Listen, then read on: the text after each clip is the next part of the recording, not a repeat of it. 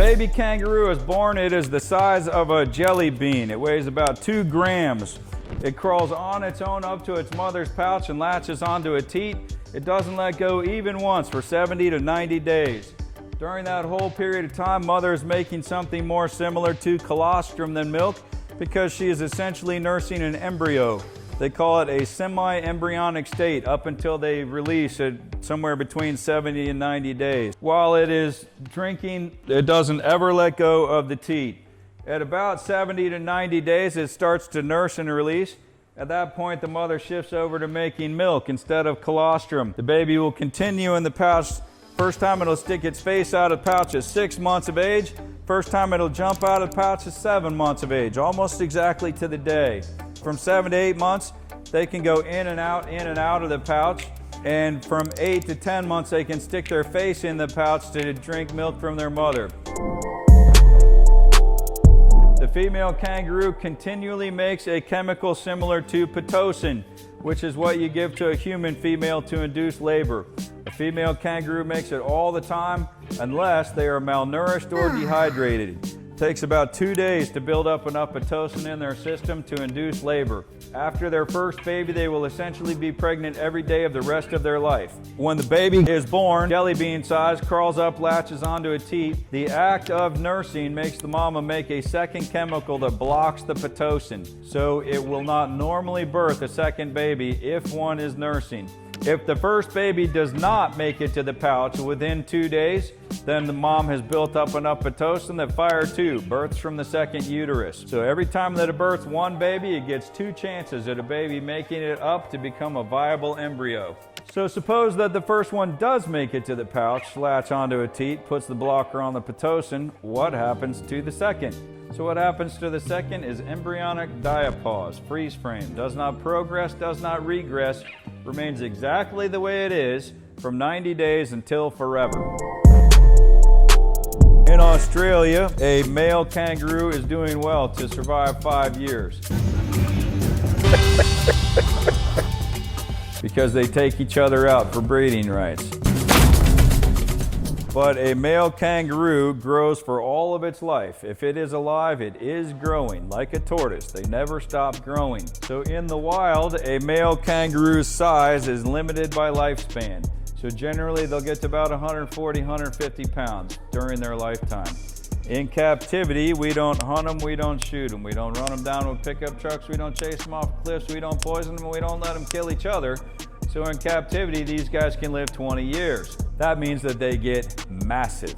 So the world record for a red kangaroo is a kangaroo named Roger. You can read about him on Wikipedia. Roger was 6'7" at the end of his life, and that is standing on the ground, not nose to tail. Nose to tail more than 8.5 feet long. We do have the genetics here to produce record-sized kangaroos. The father of our father kangaroo, on the day that ours was born, his father was 8 years old and he was 6'2" and 225. The father of all of our female kangaroos just passed not to natural causes. He jumped into a fence and broke a leg. At that point, he was 6'4" and 250. So we have the genetics on both the male and the female size to grow massive kangaroos here.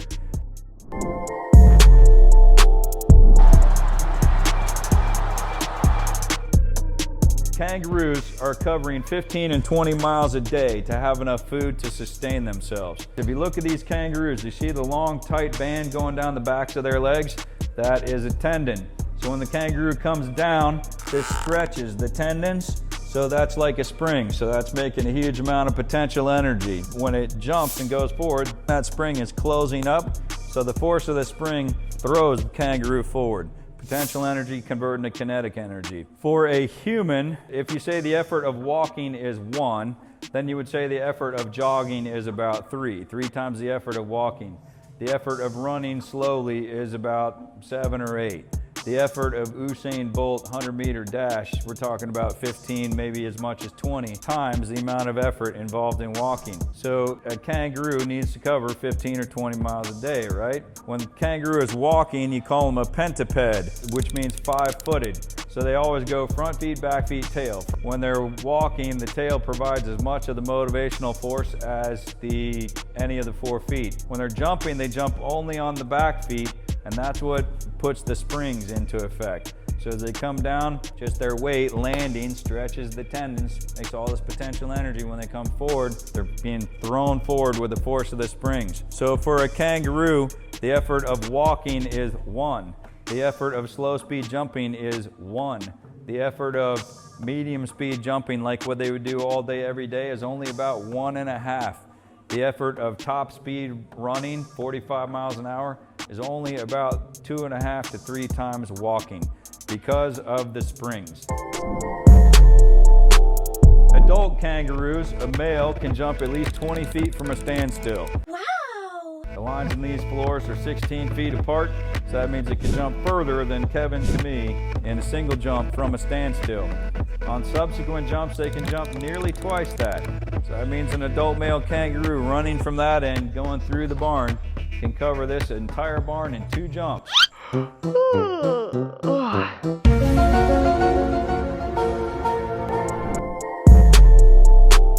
Normal family group for red kangaroos is 1 male, 50 females. So if you want to be the 1 male, every other male has got to go. When the drought starts, say they got 1 male, 50 females. If the drought is long and lasts as much as 2 years, maybe only half of them are going to survive. Obviously, the strongest half are going to survive, the weakest half are gone. In the whole drought, no kangaroo in the group will birth any babies. When the drought is over, a drought in a desert place ordinarily ends with a time of extreme plenty. Heavy rainfall, everything turns lush and green. The females all get renourished, rehydrated, they all have a baby. So we've gone 50, 25, 50, right? Very shortly after the end of the drought, they all are overweight with all the lush green food around. So doubles up the production of Pitocin, all birth a second baby. So they've gone 50, 25, 50, 75. So kangaroos come out of a drought stronger by individual and larger in number than they went into a drought. And that is what makes kangaroos absolutely prolific in Australia. It covers 15 and 20 miles a day on a really, really low calorie budget. So pretty amazing, these guys. That is why kangaroos survive in deserts when nothing else does.